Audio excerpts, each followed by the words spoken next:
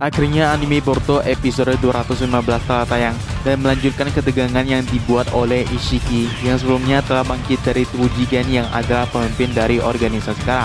Kara sendiri kini sudah menjadi organisasi yang kacau balau karena kepergian Amado dan juga Jigen atau Ishiki yang rencana awalnya telah digagalkan oleh Amado dan Kashingoji.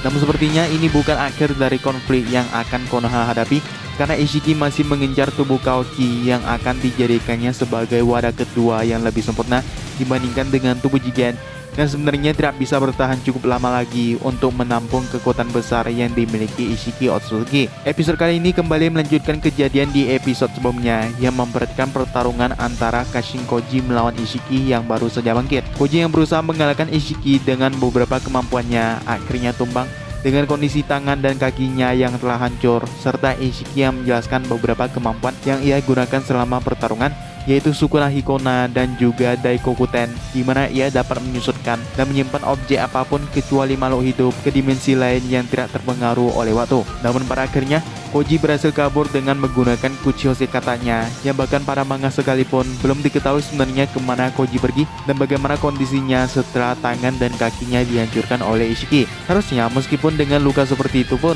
ia masih tetap mampu bertahan, namun yang dipertanyakan adalah apa perannya ke depan. Apakah ia akan menjadi karakter baik atau jahat setelah sebelumnya Ishiki membongkar rencana Lichi Amado yang sebenarnya hanya mempermainkan Koji sebagai alat pembunuh Jigen yang sekaligus sebagai misi bunuh diri karena Ishiki akan dengan mudah menghajarnya. Naruto serta beberapa orang penting Konoha termasuk Sasuke akhirnya menyadari bahwa Ishiki sudah pasti akan datang ke desa Konoha untuk merebut kembali Kaoki setelah ia mengalahkan Kashingoji yang gagal mengalahkannya. Dan itu sudah direncanakan dari awal sebenarnya. Dari siapa? Dari Amado pastinya.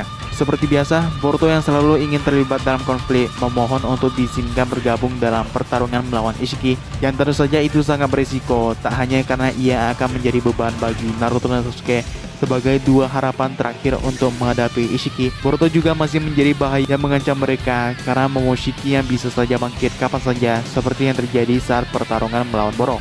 Namun saat itu sebenarnya kebangkitan Momoshiki menguntungkan bagi pihak Boruto untuk mengalahkan Boro yang level kekuatannya jauh di atas mereka. Dan kali ini Momoshiki memiliki peluang yang sangat besar untuk menyerang Naruto dan Sasuke, terlebih lagi karena ia menyimpan dendam para mereka berdua yang telah menggagalkan rencananya di Aru Genshunin atau kedatangan Momoshiki. Mereka pun berupaya menyembunyikan Kaoki dari jangkauan Ishiki yang memiliki mata Baikugan yang bisa digunakan untuk melacak keberadaan siapapun yang ada di desa. Karena itu, saya akhirnya memutuskan untuk membawa Kaoki dan Amado ke ruang bawah tanah yang sudah kita kenal sejak series Naruto Shippuden, yaitu tempat rahasia milik Anbune yang dibangun oleh Danzo. Tujuan pembangunannya sendiri adalah untuk menghindari pelacakan dari klan Hyuga yang menjadi salah satu ancaman besar bagi Danzo yang kita kenal sebagai orang yang memiliki banyak cara-cara aneh untuk melindungi keamanan dari desa Konoha. Bahkan Katsuki sekalipun tampaknya baru pertama kali mengetahui tempat ini yang memang sangat rahasia. Hanya ada beberapa orang penting seperti Sai yang adalah mantan Anbune atau bawahan dari Danzo dan Naruto yang tentu saja ia tahu karena ia adalah seorang Hokage.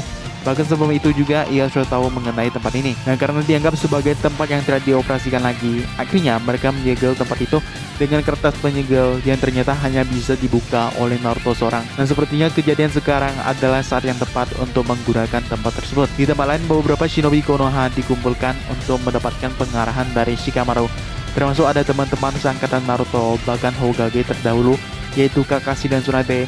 Yang kalau melihat Tsunade di sini entah kenapa kesannya seperti flashback ke momen di mana Pain Akatsuki bersiap menghancurkan Konoha dalam upaya mencari Naruto, yaitu membuat suasana di Konoha menjadi sangat-sangat tegang dengan kehancuran yang terjadi di mana-mana. Dan kali ini kejadian seperti itu akan terulang lagi, namun dengan musuh yang jauh berkali-kali lipat lebih kuat. Bahkan Shikamaru sendiri mengaku bahwa ia tidak memiliki strategi apapun kali ini karena saking kuatnya musuh yang mereka hadapi. Sementara itu, Sasuke masih mengobrol dengan Boruto yang bersikeras untuk ikut dalam pertarungan mereka melawan Ishiki, yang sebenarnya ini sangat tepat karena Sasuke sendiri lebih percaya pada kemampuan Boruto dan tekadnya yang kalau sudah sungguh-sungguh ia akan berjuang hingga akhir.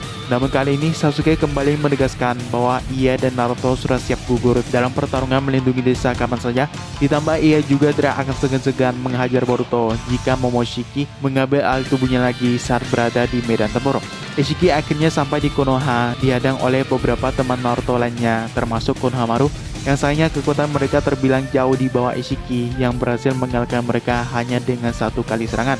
Sebelum Konohamaru terkena serangan fatal dari Ishiki, Naruto pun tiba-tiba datang menyelamatkannya dan akan melawan dengan sekuat tenaga karena semua warga desa telah dievakuasi sesuai arahan dari Ino. Namun perlawanan Naruto sama seperti saat ia melawan Jigen, di mana ia dapat dengan mudah diajar, bahkan terpental menembus beberapa rumah yang ada di sana. Hingga akhirnya Sasuke pun tiba tepat waktu untuk melancarkan strategi yang telah ia buat bersama Boruto, yaitu membawa Ishiki ke dimensi lain untuk mengeluarkan semua kekuatan yang mereka miliki agar setidaknya bisa mengulur waktu hingga Ishiki benar-benar kalah karena kehabisan tenaga dan batas waktu dari tubuh Jigen yang secara terpaksa ia gunakan sebagai wadah kebangkitannya. Mungkin gitu aja pembahasan kita kali ini. Thanks for kalian yang udah nonton. Jangan lupa like video dan subscribe channel ini. Sampai jumpa di video selanjutnya.